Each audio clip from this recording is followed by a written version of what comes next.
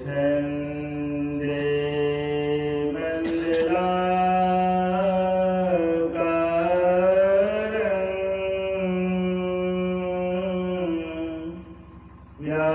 व्याप्तमयेन चराचरं तदैपदं दर्शितं येन तस्मै श्रीगुरवे नमः। परम गुरवे नमः। परात्पर गुरवे नमः। परमात्मा गुरवे नमः। आत्मा गुरवे नमः। आदि गुरुदेव अनादि गुरुदेव अनंत गुरुदेव अखिल गुरुदेव चरण गुरुदेव शरण गुरुदेव श्री गुरु महाराज चरणारविंद नमो नमस्ते। पूज्य गुरुजन, धर्म प्रेमी सज्जनों, आदरणीय माताओं तथा भक्तिमती बहनों, आप सबों के चरणों में प्रणाम। श्री सद्गुरु महाराज की जय। गोस्वामी तुलसीदास जी महाराज एक अर्ध चौपाई लिख करके रहीम कवि के सामने रख देते हैं। चौपाई में 4 चरण होता है, 2 कड़ी होती है, उनमें 2 ही चरण था और 1 ही कड़ी थी। लिखा था सुरतीय नरतीय नागतीय यह चाहत सब कोई।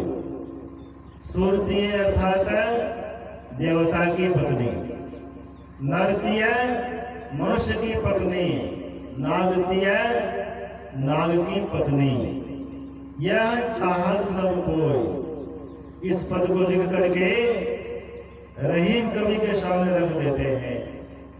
रहीम कवि का पूरा नाम था अब्दुल रहीम खान खाना। मुसलमान कुल में उसका जन्म हुआ था।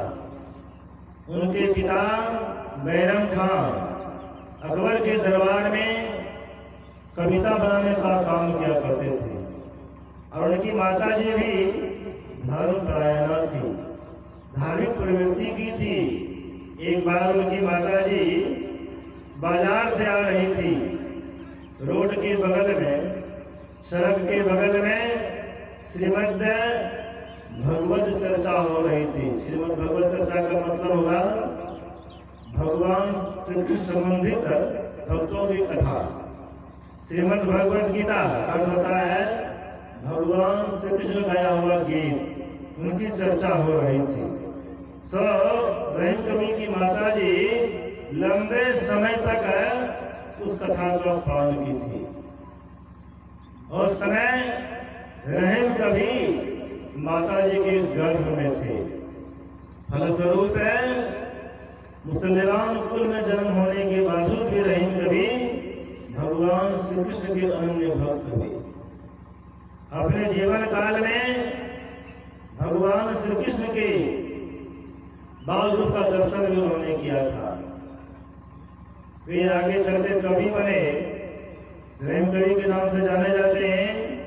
उनकी अत्यधिक पद रचना भगवान श्री कृष्ण के जीवन से मिलता जुलता है।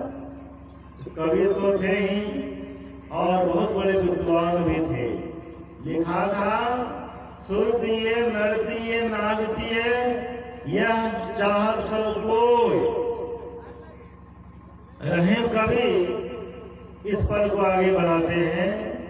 गोद लिए तुलसी फिरे तुलसी सन सुत हो। अर्थात सभी माताओं के मन में यही प्रेरणा बनी हुई रहती है, यही जिज्ञासा बनी हुई रहती है। गोस्वामी तुलसीदास जी महाराज से महान पुत्र गोद में आवे, या मीराबाई, मदालसा, सुकन्या, सीता आदि आदि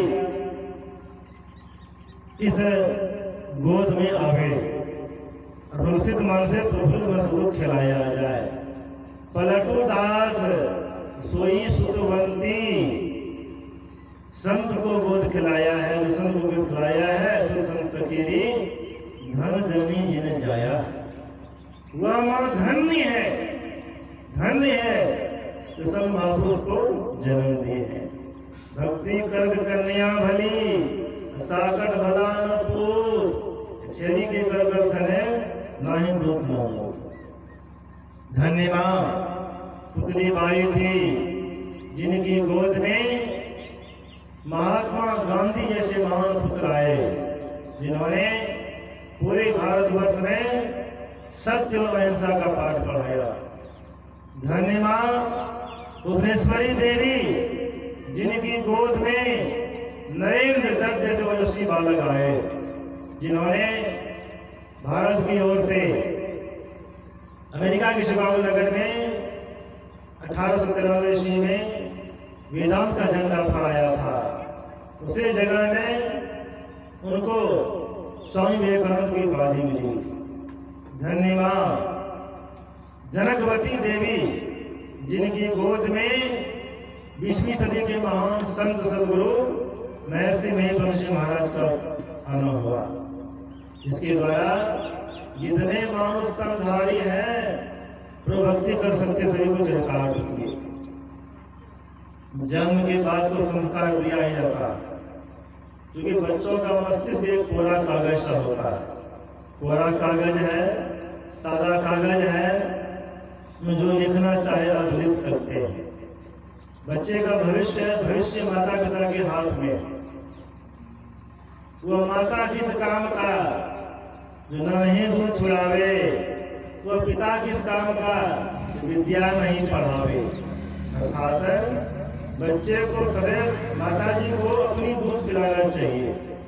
अपनी दूध पिलाएंगे बच्चा आपके जैसा होगा। उसमें भी दूध बच्चे को सो कर कभी नहीं पिलाना चाहिए, बैठ करके पिलाना चाहिए। साथ ही साथ है, अगर आप काम काज करके आए हैं, देह में गर्मी है या अनबन अवस्था में है, क्रोधित अवस्था में है, ऐसी स्थिति बच्चे को दूध नहीं पिलाना चाहिए। शांत होकर के शरीर ठंडा हो जाए और बैठ करके हंस हंस करके प्रसन्नतापूर्वक दूध पिलाना चाहिए। अगर बच्चे को विलायती दूध पिलाएंगे तो सभी समयता का ज्ञान, विलायत का ज्ञान होगा। वो बच्चे माता पिता ज्ञान के कार्य नहीं होते, सेवा करने वाले नहीं होते। तो माता किस काम का जो नहीं दूध छुड़ावे, वो पिता किस काम का विद्या नहीं पढ़ावे, वो बैल किस काम का ज्योति के नहीं हिलावे, वो भैंस किस काम का दोहद टांग उठावे। कहने का मतलब बच्चों को भी शिक्षा देना चाहिए और शिक्षा के साथ साथ बच्चे को डांट फटकार भी करना चाहिए। लालिए तो 5 वर्षानी, बच्चा जब 5 बरस का रहे उस समय उसको डांट फटकार नहीं करना चाहिए। लाड़ प्यार देना चाहिए। जितना प्यार देंगे, प्रेम देंगे, बच्चा उतना हृष्ट-पुष्ट बनेगा। बच्चा जब सो जाए उनको मत जगाइए, जितना सोएगा उतना फिर स्वस्थ रहेगा उनका। 5 वर्ष लालन पालन कीजिए, तालिए 10 वर्षानी, तो 10 वर्ष हो जाए तब डांट फटकार कीजिए। छड़ी अगर देना हो छड़ी भी दीजिए। करची जब कच्चा रहता है, जैसे मुड़िए करची मुड़ता है, वही करची जब कड़ी हो जाती है लपता नहीं है, अधिक जोर देने पर टूट जाती है। लेकिन जब बच्चे का 16 वर्ष हो जाए, खर्च से प्राप्त तो पुत्र मित्रवत आचरित, मित्र के साथ आचरण करना चाहिए। उसको अगर डांट फटकार करेंगे वह भी मुंह लगाएगा, हाथ उठाएंगे खतरा हो जाएगा। इसलिए उस बच्चों को संस्कार देना हो, एक सत्संग के माध्यम दूसरा विकल्प नहीं है। एक तो अगर आप भजन ध्यान सुनो सत्संग करेंगे, माता पिता की सेवा करेंगे, समाज की सेवा करेंगे, बच्चे सदैव बड़ों का अनुसरण और अनुकरण करते हैं। उसका तो संस्कार बनता रहेगा, संस्कार बिगड़ेगा नहीं। जन्म के बाद संस्कार दिया ही जाता है। तो मदरसा अपने बच्चे को संस्कार सिखलाती थी। आजकल की माता भी संस्कार देती है, तेल उत्तम करती है, पल्ले में झुलाती है, लोरी सुनाती है, क्या करती है? एल सन, बैल सन, भविया के पाठ सन, केला के थौम सन। बच्चा कैसा बनेगा? हिंदी मदरसा जो अपने बच्चे को संस्कार सिखलाते थे, क्या सिखलाती थी, क्या करती थी? शुद्धोसी बुद्धोसी निरंजनोसी संसार सुखनम त्याज मोहनम मदरसा मुआज पुत्रम। हे पुत्र, तुम शुद्ध हो, बुद्ध हो, निरंजन हो, यह संसार स्वप्नवत है, उठो जागो भजन करो। उनके सब बेटे संस्कारी बन गए, ब्रह्म ज्ञानी हो गए। अरे जब बच्चे माता जी गर्भ में रहते हैं, उसमें भी संस्कार दिया जाता है। अभिमन्यु जब माता जी गर्भ में थे, उसी समय उनको चक्र व्यूह भेदन की कला मिली थी। उनकी माता जी जो सुनी थी अर्जुन के द्वारा, जब तक जागृतावस्था में रही माता जी, तब तक वो बच्चा भी सुना। जब माता जी सो गई, बच्चे का ज्ञान अधूरा रह गया। अरे गर्भाधान के समय भी संस्कार की नींव डाली जाती है। प्रहलाद का जो जन्म हुआ था, उनके विषय में जानते हैं। प्रहलाद के जो पिताश्री थे, आसुरी संप्रदाय के थे। भगवान विष्णु से उनको विरोध चलता था। तो हिरण्यकश्यप जंगल जाते हैं तप करने के लिए। तप करने के लिए जो गए, भगवान विष्णु रूप बदल करके एक तोता का रूप धारण करके उच्चारण करते हैं, नारायण नारायण नारायण। नारायण तो उसका विरोधी था, उनसे विरोध चलता था। दूसरे जगह जाते हैं, फिर वही बात बोलते हैं, नारायण नारायण नारायण। इस प्रकार कई जगह गए, इसी तरह की आवाज आ रही थी। तपस्या नहीं की, वापस घर आए। उनकी धर्मपत्नी कयाधु कहती है, स्वामी जी आप तपस्या करने के लिए गए थे, फिर बहुत जल्दी वापस चले आए। कहते जहां मैं तप करने में बैठता था, वो विष्णु कोयल रूप धारण करके नारायण नारायण को उच्चारण करते थे, मैं चला आया। कहते क्या बोलते थे? नारायण नारायण। फिर घुमा में क्या बोलते थे? नारायण नारायण। इस प्रकार 88 बार बोलवा ली नारायण नारायण। पर स्वरूप क्या हुआ? उसी रात में गर्भाधान हुआ। उनका बेटा प्रहलाद भगवान विष्णु के भक्त थे। और दूसरी चर्चा है कि देवराज इंद्र को जानकारी मिली कि कयाधु गर्भ धारण की है, हिरण्यकश्यप की धर्मपत्नी है।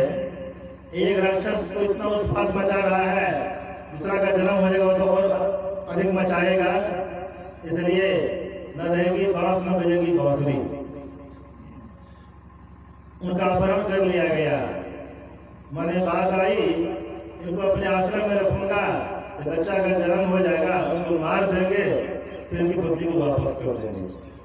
रास्ते में नारद मुनि प्रकट होते हैं, कहते हैं देवराज अब देवता होकर जघन्य काम करने जा रहे हैं, एक नारी की हत्या, उसमें यह गर्भवती अवस्था में है। कहते हैं इससे राक्षस जन्म होगा, अत्याचार बढ़ेगा। कहते हैं अब तुम इसको मार भी नहीं पाएगा, इसमें जो बच्चा पल रहा है यह भक्त होगा, छोड़ दो इनको। नारद मुनि अपनी कुटिया में उनको रखते हैं। कुटिया में जो रखा गया, साधु महात्मा ज्ञान ध्यान की बात होती थी। बच्चे का जन्म होता है, अब बचपन से ही वे भगवान विष्णु का नाम लेते हैं, जब स्मरण करते हैं। पिताश्री बहुत उनको समझाए, वापस कर दिया गया, लेकिन मार काट वे नहीं करके भगवान विष्णु के बहुत अच्छे भक्त निकले। इस तरह संस्कार की नींव डाली जाती है। और वशिष्ठ मुनि के विषय में हम लोग जानते हैं, वशिष्ठ मुनि के 100 बेटे थे। कामधेनु गाय के चलते अनबन हुआ, विश्वामित्र मुनि के द्वारा उनके 100 बेटे मारे गए, जिसमें से एक शक्ति मुनि नाम का लड़का था। उनकी धर्मपत्नी गर्भवती अवस्था में थी।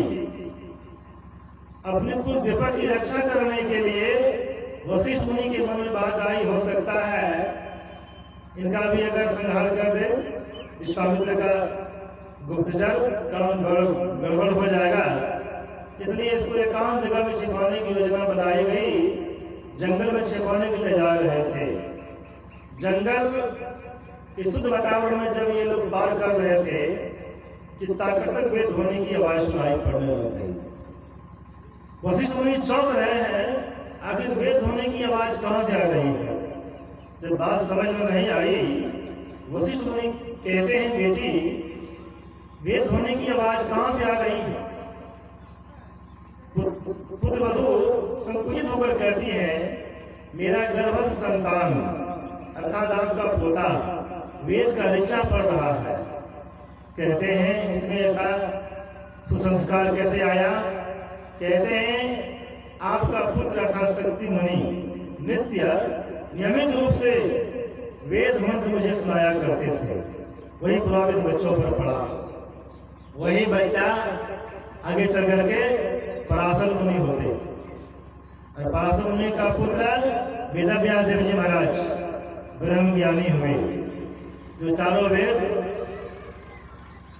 का खंडन किए। और उनका पुत्र सुखदेव मुनि आत्मज्ञानी हो गए, बाल ब्रह्मचारी हो गए। कहने का मतलब गर्भवास में संस्कार दी जाती है और जन्म के 20 वर्ष पूर्व संस्कार की नींव डाली जाती है। जन्म के 20 वर्ष पूर्व का मतलब क्या हो गया। भगवान श्री राम और लक्ष्मण जी और भगवती सीता जी जब पंचवटी में रह रहे थे, एक दिन भगवान श्री राम लक्ष्मण जी से कहते, लक्ष्मण आज फल लाने के लिए मैं जाऊंगा।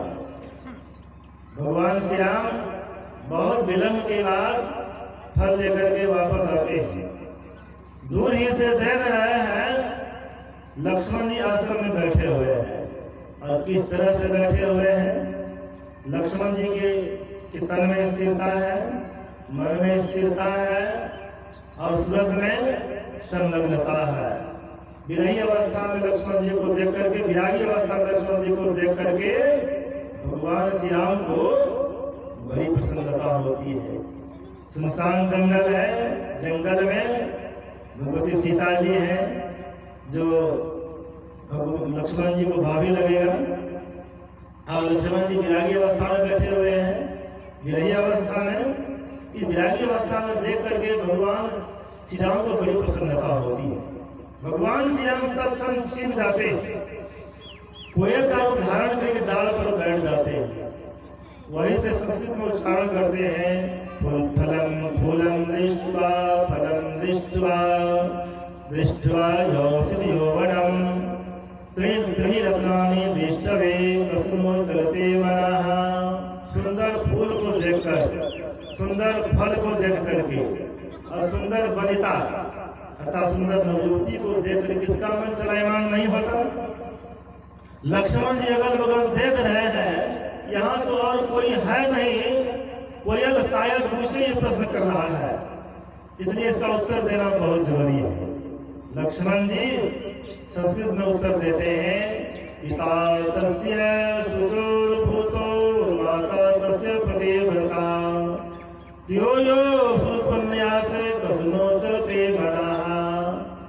जिनके पिता सदाचारी हो, माता जी पातिव्रत धारणी हो, दोनों के संयोग से जो पुत्र या पुत्री का जन्म लेता है, न चलते मन, उसका मन चलायमान नहीं होता। इसका क्या मतलब हो गया। माता पिता सदाचारी हो।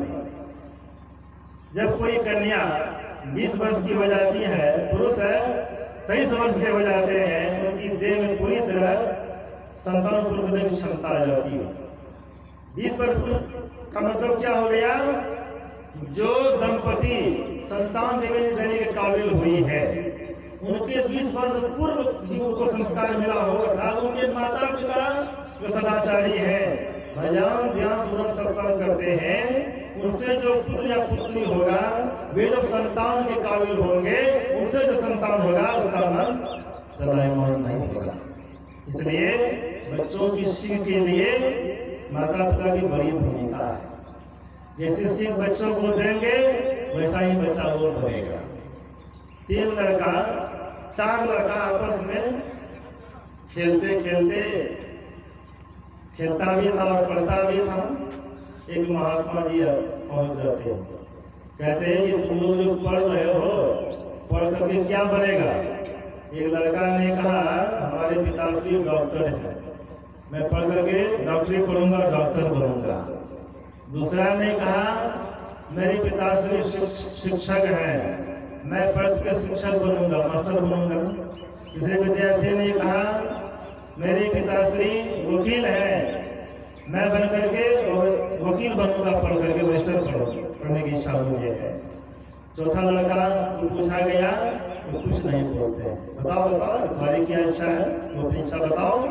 कुछ नहीं बोलते हैं। बार बार पूछा गया, उनकी आंख में आंसू भर आए, रोने लग गए। इस तरह से क्रंदन करने लग गया, उनका क्रंदन बंद ही नहीं होता था। महात्मा जी फेर में पड़ गए, उसका क्रंदन बंद नहीं हो रहा है, चलो चलो उनको घर पहुंचा देते हैं। उनको लेके घर पहुंचाने के लिए जाते, लड़के बच्चे लोग भी साथ में हैं। जब घर पहुंचाया गया, उनके पिताश्री कहते, किसने तो महाराज जी क्या हो गया, क्या होगा, क्यों रो रहे हो? अब कुछ बोलते ही नहीं है। पूछा कि बताओ बताओ क्या हुआ? उनका क्रंदन बंद नहीं हो रही है। बताओ बताओ क्या हुआ, किसने तुमको मारा? किसी ने हमको नहीं मारा। क्या हुआ? कहते हैं बाबा जो है ये सब क्यों पूछे कि तुम पढ़ के क्या बनेगा? इसका कहना हुआ डॉक्टर बनेंगे, इसका कहना हुआ कि हम मास्टर बनेंगे, इसका कहना हुआ कि हम वकील बनेंगे। मुझे पूछा तो मैं कुछ उत्तर नहीं दे पाया। क्यों नहीं उत्तर दिया तुम? मैं क्या उत्तर देता? यही कहता मेरे पिताश्री एक नंबर जुआरी है, शराबी है, मैं भी शराबी बनूंगा। उनके पिताश्री को ज्ञान हो गया, कितने शराब छोड़ दिए। एक पुरंदनी सेठ है हमारे इलाके में, तो भजन ध्यान सिमरन करते हैं, धन दौलत की कमी नहीं रहती है, वो पुरंदनी सेठ कहलाते हैं। केवल रुपया पैसा है, भजन ध्यान नहीं करते हुए सेठ कहलाते, पुरंदनी सेठ नहीं कहलाते। उनकी दुकान पर एक सज्जन पहुंचते हैं, सामान लेने की दवाई की दुकान में। पूछते हैं पिताश्री कहाँ है? पिताजी घर पे नहीं है, पिताजी कुर्सा काटा गए हैं। एक और सज्जन वहां थे, उनके संबंधित ही थे। कहते हैं क्यों तुम झूठ बोलती हो? तुम्हारे पिताजी आंगन में घूम रहे, अभी मैं देख के आया हूँ। तुम कहते पिताजी घर में नहीं, कुर्सा काटा गए हैं। हाँ बाबू जी झूठ बोले छे, रहतान कहीं बतौन छी कहीं। सज्जन उनके पिताश्री को बुलाते हैं और कहते हैं देखिए आपकी बच्चिया क्या बोल रही थी। हाँ इसमें हमारी एक गलती है। कहने का मतलब अगर आप माता पुत्र से सेवा चाहते हैं, पहले बेटा बन करके माता पिता की सेवा कीजिए। अगर आप पधू से सेवा चाहते हैं, पहले पधू बन के सासुर की सेवा कीजिए, तब ना आपकी सेवा होगी। आप ध्यान सत्संग करेंगे, बच्चे का झुकाव उनकी तरफ होगा, उनका संस्कार बनेगा। अगर आप खुद खैनी खाएंगे, बच्चे को मना करेंगे, उनका संस्कार ठीक नहीं होगा। अगर आप ताश खेलेंगे, बच्चे को मना करेंगे, आपकी बात को बच्चा नहीं सुनेगा। खुद आप प्रणाम नहीं करेंगे, बच्चे को प्रणाम करने कहेंगे, तो फिर बच्चे को सीख नहीं आएगा। इसलिए सत्संग नित और ध्यान नित रहिए, कर संलग्न हो। इसके लिए शर्त है व्यभिचार, चोरी तथा हिंसा, झूठ तजना चाहिए। सुमित्रा जी के विषय हम लोग जानते हैं। सुमित्रा जी अपने पुत्र लक्ष्मण जी को किस तरह की शिक्षा देते? जब आदेश मांगने के लिए आए, माता जी क्या कहती है? अगर भगवान श्री राम जंगल जा रहे हैं तो यहाँ कोई काम नहीं। मैं तो इस जन्म की तुम्हारी माँ हूँ। श्री राम तुम्हारे पुत्र के माता पिता थे, इस जन्म के माता पिता हैं और भविष्य जन्मों के माता पिता होंगे। जो पुत्र अपनी माता जी पिता से किया गया का पालन करते हैं, आदेश उद्देश्य में रहते हैं, उनका कभी अहित नहीं होता, दुख नहीं होता। रिश्ता है भाई का। और कहते माता पिता थे, हैं और रहेंगे, इसका मतलब क्या हो गया? देवी सुमित्रा जी प्रवीण साधिका थी, ध्यान करती थी और वह जानती थी कि राम जो है केवल मेरा पुत्र ही नहीं है, पार परमेश्वर है।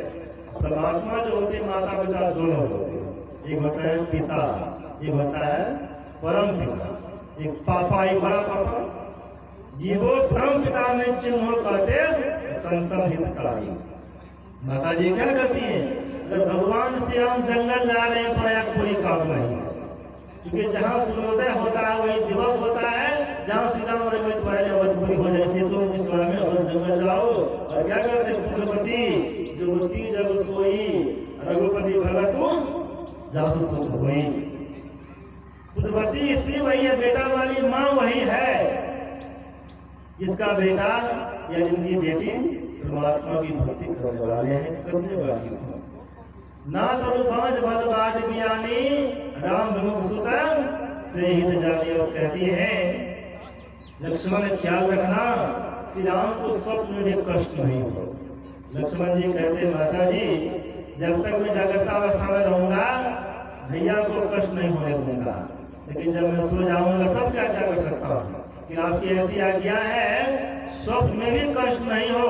मैं तुम्हें वचन देता हूँ जब तक प्रभु श्री राम की सेवा में रहूंगा मैं सोऊंगा ही नहीं। लक्ष्मण जी केवल कहा ही नहीं करके पूरा किया। 14 वर्ष तक भगवान श्री राम की सेवा में रहे, सोए नहीं, जगकर पहरा किए। जंगल में व्यवधान हो जाता है, भगवती सीता जी की चोरी हो जाती है, उनका अन्वेषण किया गया, खोज किया गया। फिर रावण का संहार करके अपने अग्रज विभीषण को राज दे करके भगवान श्री राम अयोध्या आते हैं। राज्याभिषेक होता है, राजगद्दी पर बैठते हैं। समय पाकर मौका पाकर के भगवान श्री राम लक्ष्मण जी से पूछते हैं लक्ष्मण मेघनाथ को तो वही मार सकता था, मंगला रामायण में आया है 14 वर्ष जई जान निद्रा नहीं जाए, 14 वर्ष जई जान स्त्री मुख न करे दर्शन, 14 वर्ष जई जान थाके न हारे, सही मेरा इंद्रजिता मध्य बार पाए। जिन्होंने 14 वर्षों को खाया नहीं हो, सोया नहीं हो, ब्रह्मचर्य का पालन किया हो, वही मेघनाथ को मार सकता था। इस बात को मैं मानता हूँ 14 वर्षों तक तूने सोया नहीं जगकर पहरा किया। इस बात को भी मैं मानता हूँ कि 14 वर्षों तक तूने ब्रह्मचर्य का पालन किया, क्योंकि तुम जंगल में था और धर्मपति अयोध्या में थी। लेकिन इस बात को मैं कैसे मान सकता कि 14 वर्षों तक तूने कुछ खाया नहीं, तुमने फल लाता था, उनका हिस्सा मैं करता था और एक हिस्सा तुम्हें दिया करता था, तो तूने फल खाया कैसे नहीं? लक्ष्मण जी ने कहा भैया मैं नित्य फल लाता था, उनका हिस्सा आप करते थे। कहते तो लो लक्ष्मण यह तुम्हारा हिस्सा है, यह तो कभी नहीं कहा खा लक्ष्मण। इसलिए मैं आपकी आज्ञा के अनुसार लिया तो अवश्य, लेकिन खाया नहीं। तो फलों को तूने क्या किया? लक्ष्मण जी ने कहा भैया आप जो फल जहां जहां दिए हैं उन फलों को मैं उसी जगह मिट्टी में गाड़ दिया हूं, वो फल अभी भी मौजूद है, आपने मंगाकर देख सकते हैं। फल को मंगवाया गया, मंगा करके गणना करवाई गई, गिनते 7 दिनों का फल घट गया। कोई कह सकते हैं इतने दिनों तक फल सड़ा नहीं, गला नहीं, कैसे बरामद हो गया? जो पुराने गृहस्थ है वे जानते हैं, पर साल जो खेसारी खेत में रह गया 1 वर्ष के बाद उनका अंकुर आता है कि नहीं? जो धान गिरा हुआ रह गया दूसरे वर्ष में उसका अंकुर निकल आता है। धरती में अपने गर्भ में बीज को सुरक्षित रखती है। गिनते 7 दिनों का फल घट गया। भगवान श्री राम कहते लक्ष्मण ये 7 दिनों का फल तूने क्या किया?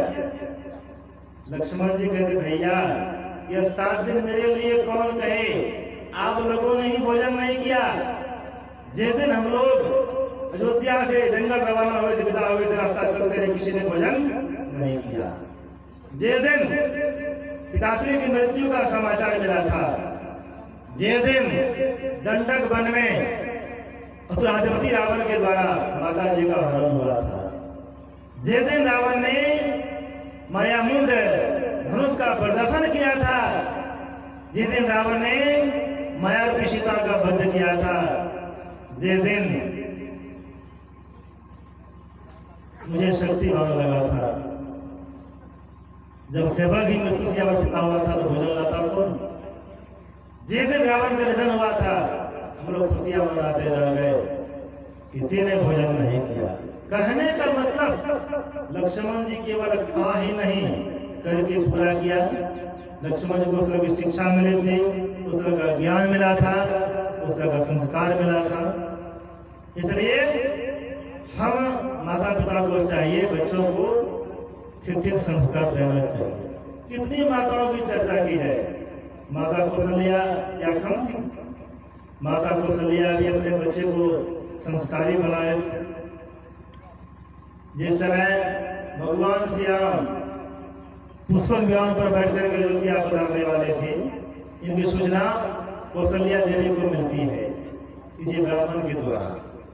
कौशल्या देवी फूले नहीं समाती, अपने आप को रोक नहीं पाई। जब कौशल्या देवी को स्थिरता की प्रतिमूर्ति माना जाता है, उसको प्रशांत महासागर की उपमा दी गई।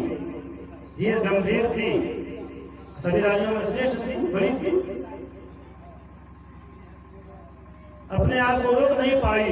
कौशल्या देवी नाचती कुश्ती उछलती है और कहती है, मेरे बेटे के जैसा संसार में किसी का बेटा नहीं, मेरे बेटे के संसार में किसी का बेटा नहीं।